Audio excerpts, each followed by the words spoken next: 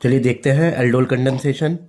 ये aldol condensation ऐसे aldehyde और कीटोन जिनके पास कम से कम एक अल्फा हाइड्रोजन होता है, ज़्यादा तो दो तीन हो सकते हैं, लेकिन कम से कम एक अल्फा हाइड्रोजन हो, वो ही केवल डाइल्यूट बेस की उपस्थिति में एक प्रोडक्ट बनाते हैं, बीटा हाइड्रोक्सी एल्डिहाइड या beta hydroxy ketone.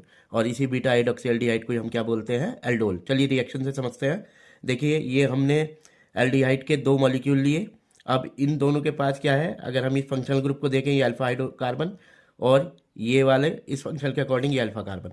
Alpha carbon पर जितने भी हाइड्रोजन वो अल्फा हाइड्रोजन, तो इन पर तीन अल्फा हाइड्रोजन है, तो इसका मतलब ये एल्डोल कंडेंसेशन दे सकता है।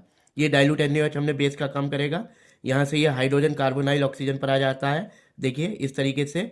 और ये प्रोडक्ट आपका बन गया है बीटा हाइड्रोक्सी एल्डिहाइड। कैसे बना? ये एल्डिहाइड ग्रुप है, इससे next carbon adjacent carbon alpha, उससे एडजेसेंट बीटा, बीटा पर OH ग्रुप, OH ग्रुप होता है ऑल, और एल्डिहाइड का अल, तो कौन सा प्रोडक्ट बन गया? एल्डोल। तो ये होता है बीटा हाइड्रोक्सी एल्डिहाइड।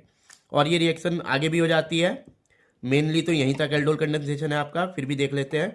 और फिर इस अल्फा हाइड्रोजन, अल्फा कार्बन से हाइड्रोजन और यहाँ से OH, तो ये वाटर निकल जाता है हीटिंग करने पर, और ये आपका अल्फा बीटा पोजीशन के बीच में डबल बॉन्ड आ जाता है, अल्फा बीटा अनसैचुरेटेड एल्डिहाइड बन जाता है, जिसका नाम होता है क्रोटोनल्डिहाइड। एक चीज इसमें नोट करेंगे, फॉर्मल्डिहाइड और बेंजल्डिहाइड ये एल्डोल कंडेंसेशन नहीं देते हैं। क्यों? क्योंकि इनके पास अल्फा हाइड्रोजन एटम नहीं होता। Thank you.